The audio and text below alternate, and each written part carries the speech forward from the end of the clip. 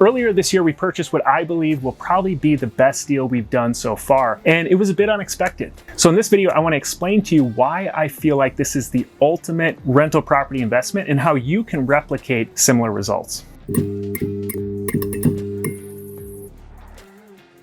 This property's only been listed for just under 4 months, and it's already generated over $45,000 in revenue. That's pretty good for a typical Airbnb, but this one was extraordinarily cheap. So first I'm going to talk through the numbers, and then I'm going to go through what I call the 5 I's of the ultimate rental property investment. So like I mentioned, the property's only been listed for less than 4 months, and we've already brought in $45,000. Now that is the peak season, but over the other 8 months, we're projecting a total of $85,000 in revenue. Now that's pretty good revenue for a typical Airbnb, but this one was so inexpensive, and that's part of what makes this such a great property. These results were so unexpected because you can see this property was nothing super special when it was listed. It was listed for $94,900. And initially I thought it was just a single family home. It was a 3-bedroom, 1 bath. But what I realized is it actually was a single family home with 3 bedrooms, 1 bath, and the ability to add another bathroom real easily. And it also had an ADU, or an accessory dwelling unit, or mother-in-law suite, or whatever you want to call it, in the backyard.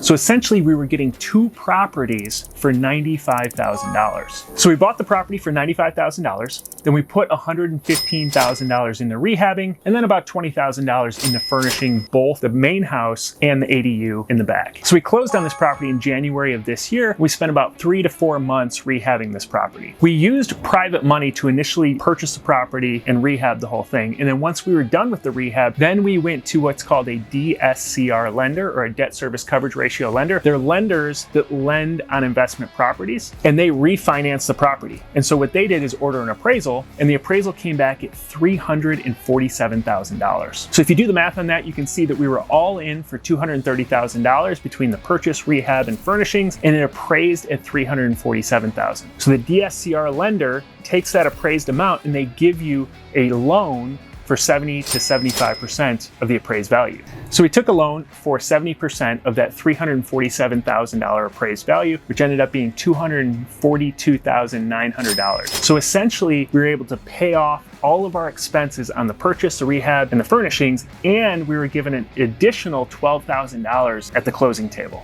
So just this component alone makes this deal great, because now we have $0 invested. Actually, it's almost like somebody paid us $12,000 to invest in this deal, but it gets much better. Because this property will bring in $85,000 annually, that's $7,000 a month of income. And because we bought this property so cheap, our new mortgage on that DSCR loan is $1,700 a month. And then when you add in all the other expenses, like our cleaner fees, or taxes, insurance, utilities, maintenance, all of that, it's $4,200 a month. So that means we're left with $2,800 per month coming in on a continuous basis with $0 invested into this deal. So I believe there's 5 components that I think make this sort of the ultimate rental property investment. And I call them the 5 I's of the ultimate rental. The first I is what I call income. You need to buy a property that's going to be able to bring in a higher than average income as a rental property. And short-term rentals tend to bring in 3 to 4 to 5 times as much as a long-term rental in terms of net cash flow if you buy it in the right location. After doing this for a long time, the right location, in my opinion, tends to be areas just outside of larger cities, so you get the benefit of high population, and areas that have some local draws to them. So the first I is high income, and the second I is infinite returns. So if you're able to pull out every single dollar that you have invested, then your ROI, which is your return on investment, goes to infinity, because you have no you have no investment in that deal. So what we use to get to infinite returns in this case is the BRRRR model, where we rehab a property and then it appraised so much higher than what we had into it that we were able to capitalize on that spread and take all of our money off the table. But you can do this with creative finance strategies like owner finance or buying a property subject to. The third I stands for inexpensive. And what a lot of people do is they focus on the income side of the equation and they forget about the expenses. But really what I found to be the most effective strategy is to focus on the place where you can find the highest nightly rate and occupancy combination compared to the lowest average purchase price. That means for every dollar you're putting into that deal, you're making the maximum return. The fourth I stands for increasing value. So it's great to buy a property that you don't have a whole lot of money invested into and it's bringing in a great income, but if you can do that in a spot that's increasing in value over time, so it's in the path of progress. So you're not buying in the best place today per se, but it's a place that's getting better and better over time. You can see improvements coming in. That's an ideal type of place to invest. So you've got the income coming in, you've got the infinite returns, and now you're in the path of progress to where 20 years from now, the property is going to be worth probably double or triple what it's worth today. And the final I that I feel like made this deal so great stands for in-law suite. So this could also be a pool house, this could be a finished basement, this could be a tree house in the backyard. It could be any number of multiple units on a property. But essentially what we got is we got two properties for $94,900. And so once you start to calculate the income potential from having multiple properties or an in-law suite or an ADU or a finished basement that's bringing in multiple streams of income, the cash flow goes up exponentially.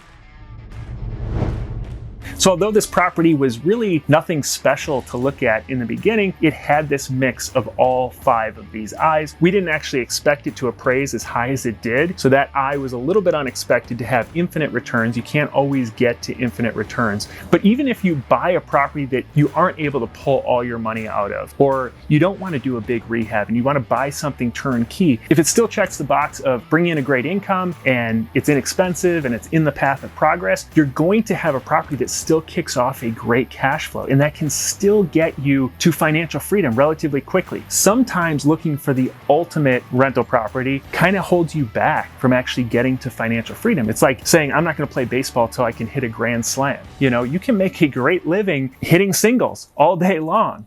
And sometimes you have to hit the singles to be able to recognize the grand slam. So what I recommend to most people is to focus on turnkey properties, but every now and then you're going to come across one of these properties that you could turn into one of these ultimate rental property type of deals.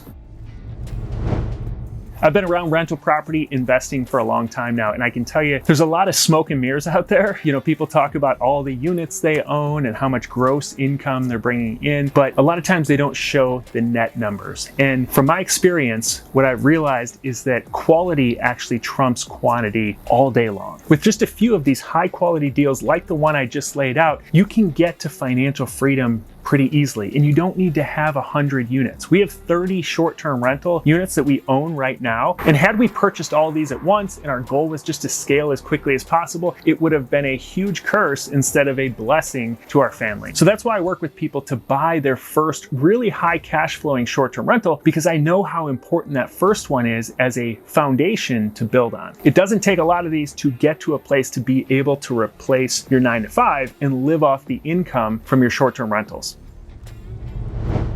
So if you're interested in working with me to buy your first really high quality short-term rental, similar to the one I just laid out in this video, you can book a call with me at livingoffrentals.com/call, and we can talk. We can talk about your goals. We can talk about the program, just see if it's a good fit for where you want to get to. Thanks again for joining me in this video. God bless, and I'll see you in the next video.